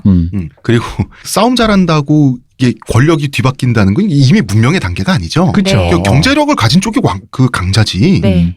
그렇게 되는 건데 결국 이제 그러니까 경제를 가지고 그다음 분배의 문제인 거지. 그렇죠. 네. 네. 분배를 제대로 해서 시스템을 돌려야지 이게 애초에 글렀다고 다시 원시로 돌아가자 이 얘기잖아. 다 없애고 다시 채집하자 뭐 이럴 순 없잖아요. 그러니까 예를 들어 원자력 그 발전 잘못된 거 알겠는데 그래서 예를 들어 사람이 그 자연 재화를 뭐 그게 뭐 수력이 됐던 네. 뭐 무슨 태양광이 됐든 화력이 됐든 그런 식으로 하는 게 옳지 않다고 해서 발전소를 다 없앨 수는 없는 거잖아. 네, 지금 우리 이미 우리 밤에 그럼 초 키고 살아야 돼요. 그러니까 그럴 수 없는 이제 그런 수많은 결들을 따지는 네. 어떤 정도의 문제로 들어가야 되는 문제인 건데 이제 방금 말씀하신 것처럼 만약에 그렇게 해서 다들 약탈하고 여자 죽이고 뭐 해버리면 그럼 남는 게 뭐가 있어? 리셋이지 리셋. 리셋이지 뭐 진짜. 그러면 콩키도들이 다음에 왔을 때 뭐야 재정리해야겠네 하면서 이렇게 그러니까 스페인 저기 갔다 온 사람들이 어쨌든 뭐 비슷하게 꾸리고 살았을 거 아닌데 몇십 년 만에 다시 한번 왔더니 석기 시대로 돌아가 있는 거야. 아니 스페인도 거기에 뭐 물자라든가 필요해서 교육을 계속 해야 되는데 왜 안 되지? 그러면 어쩔 수 없이 야 다시 가자 뭐 이렇게 될 거 아니에요. 그러니까 사람이란 게 이념도 있고 네. 효율성도 따지고 근데 그 양쪽에 둘 다를 봐야 된다라는 이제 뭐 그런 말씀입니다. 자 그리고 스페인 독립운동을 결국 지휘했던 사람들 있죠. 네. 스페인 독립운동을 이끈 사람들은 결국 이 현지처들의 후손들입니다. 그렇죠. 그렇죠. 좋은 교육을 받고 네. 그러다 보니까 민족의식도 생기고 다 이러는 거지. 다 이렇게 우리 왜 그 얘기 했었잖아. 고려시대 고려 말기 우리 조선을 만든 신진 사대부들은 고려인이죠. 아니 이 신진 사대부들은 다 그 기득권층 있죠. 부패한 기득권층의 다 아들들입니다. 그렇죠. 맞아요. 근데 요 얘기를 잘못하면은 그러니까 되게 좀 조심스러운 건 있어요. 왜냐면 네. 요 얘기를 잘못하면 마치 오해가 그 식민지 근대화론. 네.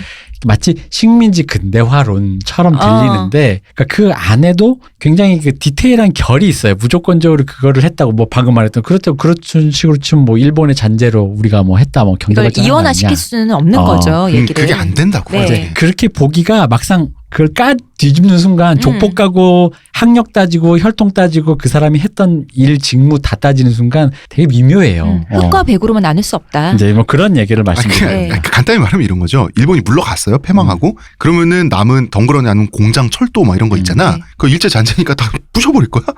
이거 있는 건 써야 될 거 아니야. 근데 그렇잖아요. 그걸 누가 할 것이냐. 근데 해본 사람이 알 거 아니야. 근데 그렇지. 이걸 건조하게 일본이 만들었으니까 이건 비아냥인다. 땡큐 이러고 받는 건데 땡큐라고 했어. 방금 일본한테 감사한 거네. 일본이 고마우신 분이네. 쟤 잡아야겠네라고 하고 아닙니다. 저의 이거 녹음을 해서 들려줘야 되는데 땡유 이랬는데 아니 그게 마침 있으니까 굿이란 얘기지. 어. 그게 어떻게 감사가 돼? 이 굿이 안 부수고 두고 갔네? 뭐 이건데. 일본을 긍정하는 그런 의미의 굿이었다. 뭐 이런 식이잖아. 자 이런 차원이라는 거죠. 지금까지 이런 얘기들을 했던 이유는 이 가족이란 게 가장 본질적인 단위의 경제 공동체고 이것이 확장되면 국가까지 가는 거죠. 그죠. 그러니까 여기까지 한 얘기는 인간이 의외로 효율을 따지다 보니 네. 공동체 이득과 그 이득을 최대한으로 뽑아낼 수 있는 의미의 효율을 따지다 보니 가끔은 앞뒤 논리가 안 맞거나 처음에 본질은 흐려지고. 애초에 목적 자체가 상실되거나 네. 이런 일들을 이제 여러 가지 예시를 우리가 드려본 거죠. 네. 그래서 우리는 내리사랑, 효 이게 추상적인 어떤 가치가 아니란 얘기를 하고 싶은 거예요. 그죠. 그걸 유지하기 위해서 만들어낸 어떤 발명품이라. 그렇죠. 바로 그렇기 때문에 일방적으로 상대의 어떤 그거를 부정하고 무시하고 착취하면서 상대에게 애정을 강요하는 게 만약에 그런 가족이 있다면 이 가족은 건전하지 않다. 이거는 가족의 기원에서부터 우리가 알 수 있다는 그 얘기를 하고 싶은 거고. 외려 가족에 부합하지 않는다. 그러니까 이것도 굉장히 스피노자적인 게 두 가지를 동시에 생각해야 된다는 거죠. 그러니까 우리가 왜 스피노자에서 제가 온 거대한 현타가 뭐였냐면 네. 도킨스의 책을 읽고 그럼 내가 우리 엄마를 사랑하는 게 결국은 유전자가 시키는 그런 거지 내 마음과는 상관없었던 거구나라고 느끼는 그런 이상한 강팍함과 네. 그럼에도 불구하고 내가 엄마를 생각하는 뜨거운 눈물 사이에 그 어디인데 그게 둘 다가 맞다라는 얘기인 거잖아요. 네, 네. 그러니까 이 얘기도 마찬가지라는 거지. 또 우리 얘기를 또 너무 또 한쪽으로 치우쳐 들어가지고 가족을 효율적으로만 보면 네. 엄마 모시는 거 됐네 이제. 나는 그런 의무에서 노인네들은 다 고래장이야. 요즘 흔히 말하는 틀딱들 뭐 어떻게 뭐 이런 표현들 쓰잖아. 아니지 그거는. 그건 또 아니라는 네. 거지. 효율로만 보라는 것도 아니고 그렇다고 해서 무슨 그 낭만이나 그런 걸로 사람에게 의무를 투영해서 기존이 가진 시스템에만 또 얽매이지 말고. 그래도 엄마인데 그래도 어르신인데 그래도 부모인데 라는 것도 아니라는 거지. 네. 그 둘 다를 고려해야만이 우리가 효율적인 얘기를 할 수 있다라는 거죠. 그래서 바로 그 얘기를 위해서 인간은 좋은 단어를 만들어놨잖아요. 균형이라고. 그렇습니다. 밸런스라고 하는. 그렇습니다. 자, 우리가 그래서 결코 우린 비정하지 않고요. 우리는 가슴이 따뜻한 사람들입니다, 여러분. 따뜻합니다. 그럼요. 아니야. 나 존 윅을 보고 내 마음이 나 진짜 악마 맞아. 난 인정했어. 연상교 맞다. 나 악마야. 우리나라의 경우와 한번 대입해 볼까요? 우리나라 뭐 저번에 얘기했지만 혼수 3대1 법칙 뭐 이런 법칙. 그게 뭐야? 남자가 3배다. 결혼 비용. 집까지. 그렇구나. 요새 그러니까 집이 너무 비싸니까. 이런 매뉴얼이 있대요. 결혼정보회사의 어떤 스펙 짝짓기라든지 이런 게 굉장히 매뉴얼에 돼 있잖아요. 그 다음에 우리 신부 꾸민비 얘기도 했었잖아요. 네. 스드메. 네, 스드메. 스드메 또 뭐야? 스튜디오 드레스 메이크업 거 줄여서 결혼 비용 할 때. 웨딩 촬영하고 이런 거 있잖아요. 스드메라 그래요. 이것은 실상은 노골적인 매매혼적인 성격을 완전히 노골적으로 갖고 있으면서도. 네. 띠죠. 그런데 근데 사랑이니 미풍양속이니 하는 걸로 당의정을 입혀놓고 이게 따로 놀아요. 그죠. 실상과 것이 우리나라 같은 경우는 그러니까 여자 같은 경우는 제값에 팔렸나 이런 데서 막 그 정말 천박하게 가면 그 다음에 남자 같은 경우는 내가 호구 잡히지 않고 여성을 샀는가. 그러니까 합리적인 구매를 했나. 호갱이 되지 않았나. 인터넷에 이런 그 질문글이 엄청나게 올라와요. 사실 그 수많은 그 판 사연 같은 거 봐도 사실 그 근저에는 그거거든요. 내가 호구 잡혔나 혹은 좀 더 과다 지출했나 가성비가 떨어졌나 이 결혼이 사실 이런 얘기가 되게 많거든. 왜냐하면 이게 기본적으로 말로는 방금 홍 작가님 말씀하신 것처럼 당의정을 입혀놨지만 실질적으로는 적대적 M&A에 가깝잖아요. 차 떼고 포 떼고 정말 본질을 보면 그렇다는 것이죠. 여초 사이트를 보면 자신과 동급이거나 자신만 못한 친구가 자기 남편보다 잘난 남자와 살면서 호강하는 모습을 보니까 괴로워가지고 막 우울증 걸리고 막 이런단 말이야. 그죠. 그리고 남초 사이트는 또 이런 것도 있어요. 결혼 비용, 연봉. 자기가 더 희생했다 이거야. 그런데 이건 선불이잖아. 아파트값 같은 거. 그러니까 아내를 보니까 이 후불자가 안 돼. 가성비가 안 나와. 가성비가 안 나와. 집값도 안 쳐주고 가성비가 안 돼. 이거. 이 수많은 억울함들. 서로 다 억울해. 다 근데 억울해. 왜 억울하냐면 아까 지금 우리 양쪽을 봐야 되는데 네. 애정과 효율이라는 게 효율을 안 따질 수는 없잖아요. 네. 근데 애정이라고 속고 그러니까 효율을 갖고 애정이라고 생각하고 있고 혹은 애정을 보고 자꾸 효율 애정이란 건 사실 이기적인 거니까 그거는 가성비 문제가 아닌데 네. 거기에서 효율을 찾고 있고 사실 이런 식으로 지금 엉켜있기 때문이거든요. 그리고 다 덮어놓고 나중에 문제가 드러나자마자 아이고 머니나 한단 말이야. 그죠. 그래놓고 그거를 서로 다른 잣대 아까 방금 말했던 애정에다 효율을 효율에다 애정을 되는 거죠. 그렇죠. 그래서 경제적 거래, 착취 이건 가치 중립적인 겁니다. 이게 나쁘다는 게 아니라 이게 취집이든 뭐든 속으로 스펙화하고 계측화하면서 겉으로는 사랑이라는 이름으로 부르고 속으로는 상대를 스캔하고 이렇게 가성비 따져서 억울해하고 이 이중성보단 낫다. 그러니까 쓸 때다 쓰자 이거지. 음. 효율은 효율도 따지자 이거야. 음. 예를 들어 스펙을 따지자 이거야. 아, 나 뭐 어디 대학 나왔는데 너 수능 몇 점이었어. 너랑 나랑 결혼하면 우리 애는 좀 똑똑하겠네. 똑똑하려나? 아, 왜냐면 그 얘기를 왜 하냐면 제가 애들을 가르칠 때 네. 그 애들이랑 얘기하면서 그런 얘기인 거니까 애들이 진짜 그거 알아요. 요즘 애들 얼마나 똑똑해. 아니 우리 부모님 대학을 나온 걸 들었더니 내가 공부 잘할 리가 없대. 그런 게 어딨어. 아, 그러니까 유전으로 이렇게 확률상 봤을 때 근데 자꾸 엄마 아빠가 자기 보고 공부를 잘하라고 하는데 난 그게 나도 자기가 잘 공부를 왜 생각보다 못하겠는데 그게 딱 성적이 안 나오고 하는데 생각해보니까 엄마 아빠가 어디 대학 나온지를 들어보니 물려주신 게 뻔한데. 뭐 뻔한데 그건 비슷한 거 아닌가. 그러니까 내가 봤을 땐 산입산출이 맞는 것 같은데 자꾸 오버를 원하시는 거죠. 자꾸 오버 스펙을 원하니까 이거 아닌데? 애가 아닌데 이렇게 생각한다는 거지. 이제 그런 의미의 효율 있잖아. 그래서 예를 들어 그럼 너랑 나랑 뭐 이렇게 했는데 우리 애가 딱히 그만큼 이상 공부를 못 하더라도 거기에 대해서 애를 다그치지 말자라든가 이런 게 효율적이라는 거지. 그렇죠. 진짜. 근데 그런데도 불구하고 공부를 잘하면 고마운 거고. 그거야 진짜 감사한 거죠. 이제 이렇게 효율을 따져야 된다는 거죠. 내 말은. 애정이라든가 효율이라는 걸 따질 때. 근데 이거가 그게 아니라 어디 대학 나왔었는데 너 거기밖에 못 나왔어? 꺼져. 아, 이게 전형적인 진짜 그 결혼정보회사의 방식이잖아요. 네, 맞아요. 꺼져잖아요. 스펙하는 거니까. 근데 줄 세우기 하는 거죠. 그럴 필요 없. 내가 너를 사랑하는데 나는 판검사인데 너는 뭐 지잡대를 나왔구나. 근데 나를 닮거나 너를 닮을 수 있는데 거기에 대해서 우리가 서로 이해를 하자. 뭐 이렇게 가야지. 그게 효율과 애정의 어떤 밸런스지. 왜냐하면 리스크도 공유하는 거잖아요. 그럼요. 네. 경제적으로. 그리고 예를 들어 우리 둘 다 공부를 못한 내가 천재일 수 있을 때 그럼 우리가 경험해 본 적이 없잖아. 공부를 잘해 본 적이 없으니까. 쟤는 왜 안 놀고 자꾸 책을 볼까? 이런 거. 그럼 그거에 대해서 어떻게 할까라는 걸 따지는 그런 의미의 어른스러운 어떤 효율과 가성비와 애정을 따져야지. 그런 태도를 가지고 있으면 미리 따지지 않아도 그런 아이가 나왔을 때 협력이 됩니다. 아, 그럼요. 맞아요. 테이블에 아까 얘기했잖아. 이 협상 테이블에 뭐가 올라올지 몰라요. 그렇기 때문에 이 협상 테이블을 먼저 마련해 놓는 게 중요하다는 맞아. 거지. 아니 그러니까 정말 드라마에서 나오듯이 따박따박 따지라는 게 아니라 그것은 상징이고요. 그러한 태도를 갖고 있으면 돼요. 맞아요. 견주하고 있으면 자연스럽게 되는데. 그래서 신뢰 얘기하는 거잖아. 신뢰. 그리고 저희가 팟빵 게시판? 네. 게시판인가요? 그 댓글란을 지금 제가 잠깐 열었는데 비슷한 사연을 갖고 계신 것 같은 분이 또 이제 게시판에 댓글을 쓰셨어요. 저희가 지난주 사연을 할 때 그 두 번째 사연자 분의 상황과 비슷하다라고 하시면서 이제 글을 써주셨어요. 그 분께서. 그러니까 이분도 이제 원 사연자분과 같은 입장이라고 하시고 부모님이 평생을 두 분이 일하시면서 아끼며 살아오셨는데도 여전히 돈에 허덕이신다고 하고 그리고 이제 이분은 서울로 취직이 되신 거예요. 그러니까 반자 보증금도 없이 완전 바닥에서부터 진짜 이렇게 그 시작을 한 거죠. 그러다 보면 이제 아빠가 섭섭해 하신다 이런 얘기가 나오는 거지. 취직했더니 왜 월급 안 보내니? 첫 월급하면 어쩌고 저쩌고 해야지. 저 이런 비슷한 얘기 저 들어봤었거든요. 아, 그래요? 저도 저희 엄마한테. 그때 진짜 너무 갑갑한 거예요. 왜냐면 나도 살아야지 엄마 싶은 거지. 결국은 이제 불효자식이 돼버린 거죠, 부모님들한테는. 아, 이분은 안 되셨어요. 응? 이분은 불효자식 안 되셨어요. 아니, 불효자식이 이제 이때 당시에. 네. 왜냐면 말을 잘 안 들어주니까. 근데 부모님 집은 지금 당시 경매로 넘어가 버리고 지금 월세 전전하시다가 이렇게 됐다가 뭐 주식해서 날리시고 막 이러셨단 말이에요. 그런데 지금 낡은 지방 아파트에서라도 이 두 분이 사신단 말이에요. 네. 그 이유는 그때 돈을 안 들이고 달라는 대로 안 들이고 착실하게 모아서 나중에 지금 건설할 수 있는 거잖아요. 사연자분이 대출도 받고 막 이래서. 그렇지.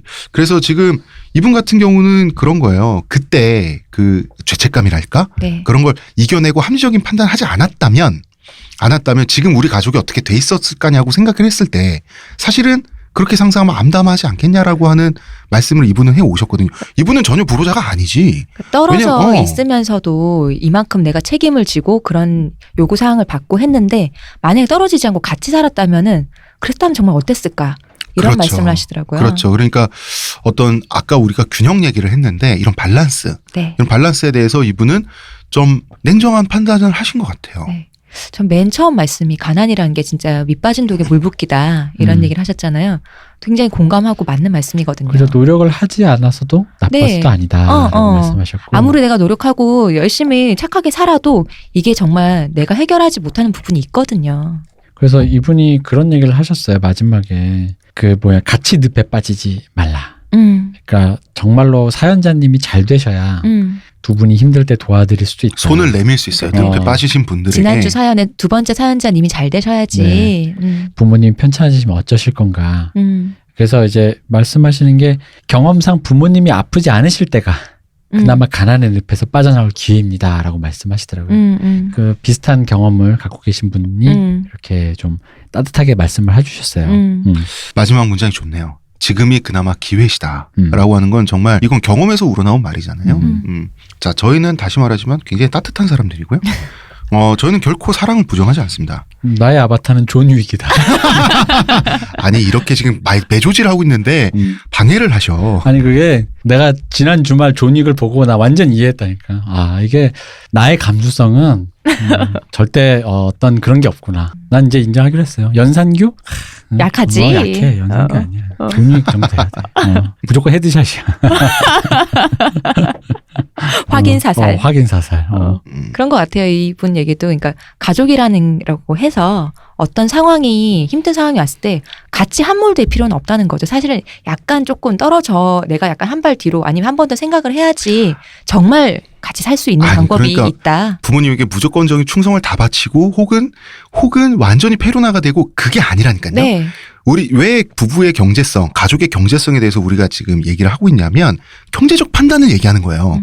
그렇잖아요. 뭐 떠나서라도 효율. 네. 그렇죠. 그러니까 경제를 넘어서라도 효율. 뭐가 어쨌든 효율적인 방식을 추구해놔야 그게 뭐 월세를 살든 전세를 살든 뭐가 됐든 간에 효율성을 추구해야 되는데 지금은 효율을 절대 안 따지고 어떤 그런 그 낭만적인 가치를 잡고 네. 그 앞에 효율을 근데 그 낭만적인 가치가 나쁘다는 게 아니라 그 낭만적인 가치가 효율을 찾는 그 로직을 방해하고 네. 있잖아요. 그래서 문제라는 거죠. 이게 그래서 그걸 보내자는 게 아니라 슬쩍 들어서 속을 보고 다시 덮자는 거지. 부모도 제가 남이다 이런 얘기를 했잖아요. 이게 그러니까 남이라고 해서 평생 안 보고 얼굴 안 보고 살고 뭐 이렇게 뭐 질타하고 이런 게 아니라 부모도 형제도 타인이라는 점을 인정하라는 거죠. 아 그리고 그 경제적 유닛이라고. 내가 좀 오래 산 사람으로서 얘기를 해드리자면 네. 저번 시간에 얘기해서 헤어지세요. 네, 이렇게 했는데 그거 이제 안 좋게 생각하시는 분들도 당연히 계세요. 있죠. 네. 근데 그럼 나도 이런 말 해줄 수 있어요. 그분들에게. 어른들이 우리한테 이런 말 하지 않나요? 나중 되면 나한테 고마울 거다. 이 말 많이 자식도 하시죠. 할 수 있습니다. 엄마 아빠 나중 되면 나한테 고마울 겁니다. 지금 당장 섭섭하실지 모르지만 나중 되면 그거 자식도 할 수 있어요. 맞아요. 지금 네. 부모님이 배신 이거 어떡해. 배반 할 수 있는데 나중 보자고 나중에. 나중에 나한테 고마울 수 있어. 그거 왜 부모만 할 수 있는? 왜 부모의 전매 특허야? 왜 그게? 자식도 할 수 있어 그거. 정말 가족으로서 우리 멀리 봤을 때. 그럼 멀리 봤을 때 사람이 가족이란 게 뭡니까? 하루 이틀 보는 사이 아니잖아요. 네. 몇십 년 보면 끝에 가봐야 아는 거라고 그거는. 카테고리 구분을 해야 돼요. 경제적 측면에서의 어떤 합리적 판단이냐. 네. 그렇죠. 우리 사실 이 얘기를 하려고 그 지난 농경 문명, 네. 유목 문명, 유럽의 영주들 이 얘기까지 다 한 거잖아요. 가족이라 해도 저런 판단이 필요하다는 거죠. 그렇죠. 도망가는 건 부끄럽지만 도움이 된다. 이 드라마 네. 몇 편이에요? 11편. 11편이에요. 우리 니게 11시간짜리 드라마까지 다 보고 왔잖아. 네. 그러니까 이 얘기 하려고 네. 드라마를 다 보고 보고. 왔어. 네. 자, 이렇게까지 얘기하면 더 할 얘기는 이 분야에서는 없는 것 같습니다. 네. 저희는 그 부부 혹은 가족의 한 측면을 얘기한 거예요. 네. 경제적 상호 거래 측면에서만 이야기를 우리 해보았습니다. 이렇게도 생각해 볼 수 있다. 그렇습니다. 자, 여기까지 하고요. 네. 자, 이번 주는 여기까지 하고 다음 주는 드디어 그분이 오시죠. 오시나요? 네, 오시고 계십니다. 지금 만주에서. 네. 지금 북한을 뚫었나요? 피항은 지나셨나? 광복군과 합류해서 네. 지금 내려오고 계십니다. 다음은 유신 특집 연작으로 돌아옵니다. 네. 예, 다카키 마사오라고 아니 뭐 박정희 대통령이라고. 네. 예. 왜 그래? 마사오 더 라이징. 다크나이트. 다음 주는 라이징입니다. 네. 아니 네. 이게 싫은 별명이긴 하지만 대구도 어떤 그런 배트맨과 관련된 별명을 고담시티? 갖고 있는데 네. 비슷하게 페어링을 좀 해주면 그렇죠. 맞네요. 마사오 더 라이징이라든가 그렇네요, 진짜. 좀 해줘야죠. 딱 맞네요. 그럼 딱 좋다. 네. 반인반신 비긴스 그럼요. 뭐 이러면서 좋습니다. 자, 다음에 유신 특집에서 다시 뵙겠습니다. 네. 문화평론가 이동규 대표님, 감사합니다. 김문혜 의견쇼님 감사합니다. 감사합니다. 저는 작가 홍대선이었습니다.